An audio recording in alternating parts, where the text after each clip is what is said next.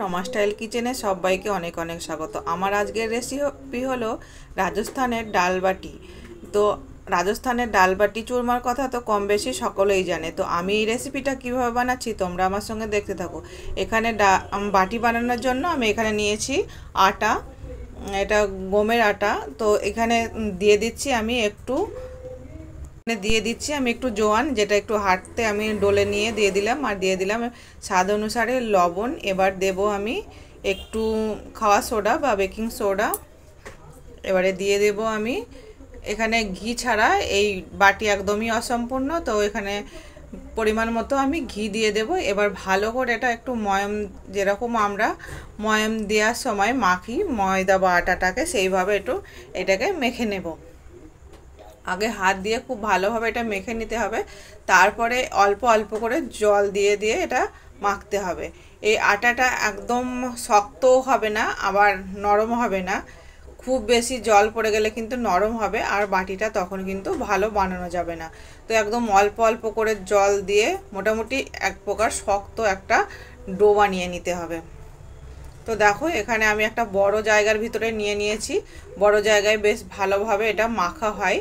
তো আমি এটা এইভাবে ভালোভাবে মেখে নেব, আর একদম অল্প অল্প করে জল দিয়ে মেখে নিতে হবে। দেখো এখানে আমি কিন্তু শক্ত মতো একটা ডো বানিয়েছি, দেখো এটা হাত দিয়ে দেখে বোঝা যাচ্ছে। তো এটা আমার কিন্তু আটার ডোটা বানানো হয়ে গেছে। এবার আমি এটা কিছুক্ষণের জন্য ঢাকা দিয়ে রেখে দেব।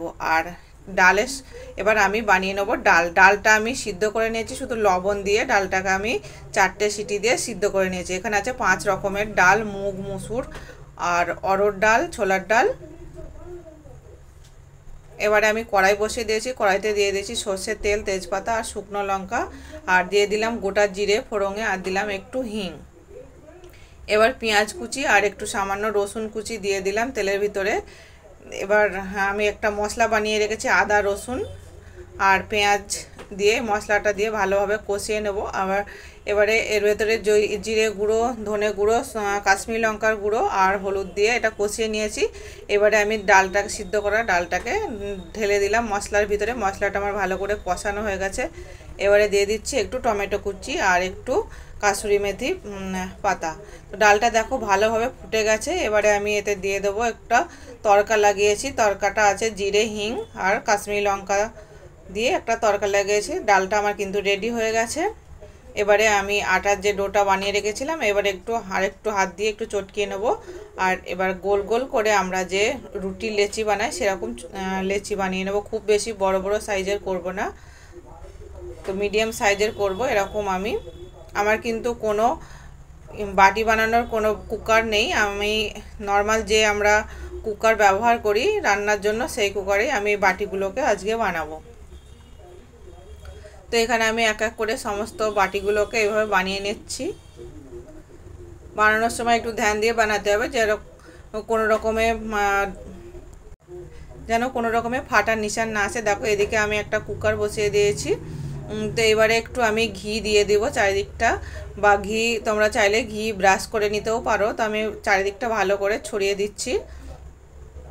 বাটিগুলো কিন্তু আমার বানানো এখানে হয়ে গেছে, আর এটাও ভালোভাবে গরম হয়ে গেছে। বাটিগুলো এক এক করে আমি কুকারের ভিতরে দিয়ে দেব। খুব বেশি ঘন ঘন করে না দিয়ে একটু ফাঁকা ফাঁকা করে দিলে তাহলে এগুলো উল্টাতে সুবিধা হবে। এটা খেতেও বেশ ভালো লাগে। আর রাজস্থানের একটা ফেমাস একটা ডিশ হচ্ছে ডাল বাটি চুরমা। তো আমি কিন্তু আজকে চুরমা বানাচ্ছি না, আমি ডাল বাটিই বানাবো। তো এটা আমি দেখো ঢাকন লাগিয়ে দিলাম, আর এই ঢাকনের যে সাইডে একটা ছিদ্র আছে সেটাকেও আমি আটা দিয়ে বন্ধ করে দিলাম। তো এটা 1 মিনিটের জন্য হতে দেব। দেখো 1 মিনিট হয়ে গেছে। এবার আমি উল্টিয়ে দেবো একটু চামচ দিয়ে, বাটিগুলোকে আমি উল্টিয়ে দেব। এগুলো কিন্তু প্রতিবারে কিন্তু 1 মিনিট অন্তর অন্তর এগুলোকে এইভাবে উল্টাতে হবে। আর এগুলো চাইলে তোমরা উপর দিয়ে একটু ঘি কিংবা তেল ব্রাশ করে দিতে পারো।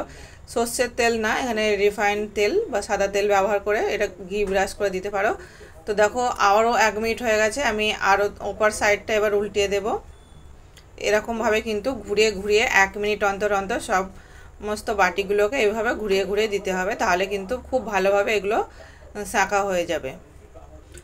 আর রাজস্থানে কিন্তু বেশিরভাগই এইগুলো কাঠ কয়লার যে আগুনে দিয়ে এগুলো বানানো হয়, আগে বানানো হতো, এখন কিন্তু সবাই সাধারণত ঘরে যে ইডলি কুকার বা বাটি বানানো যে কুকার হয় তাতেই ব্যবহার করে। দেখো অনেকটা কিন্তু কালার চেঞ্জ হয়ে গেছে, এগুলো লাল লাল হয়ে গেছে। এখনও এটা আমার হতে টাইম লাগবে, আবারও আমি কিন্তু ঘুরিয়ে ফিরিয়ে ভালো করে সেঁকে নিয়ে আবারও ঢাকা দিয়ে দিলাম। দেখো এবার কিন্তু অনেকটাই কালার চেঞ্জ হয়ে এসছে, পুরো লাল হয়ে গেছে। আর এটা যে হয়ে গেছে কিভাবে বুঝতে পারবে, এটা সাইড দিয়ে পুরো এগুলো দেখো ভালোভাবে ফেটে যাবে, আর পুরো এর যে সুন্দর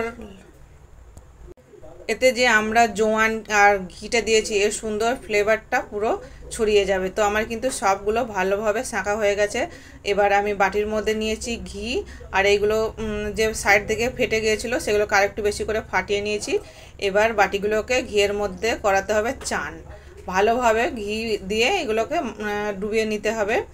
চাইলে তোমরা আরও বেশি পরিমাণে ঘি দিতে পারো, যতটা বেশি ঘিয়ে লাগাবে তত বেশি কিন্তু টেস্টি হবে। দেখো আমার সবগুলো কিন্তু ঘি লাগানো হয়ে গেছে, আর পুরো ঘিটাও শেষ হয়ে গেছে। তো আজকের মতো আমার রেডি হয়ে গেল রাজস্থানের ডাল বাটি। তো তোমাদের রেসিপিগুলো কেমন লাগছে না লাগছে আমাকে কমেন্টসে অবশ্যই জানাবে। আজকের মতো ভিডিওটা এখানেই শেষ করছি, দেখা হবে অন্য কোনো দিন অন্য কোনো রেসিপির সঙ্গে। আজকের জন্য টাটা।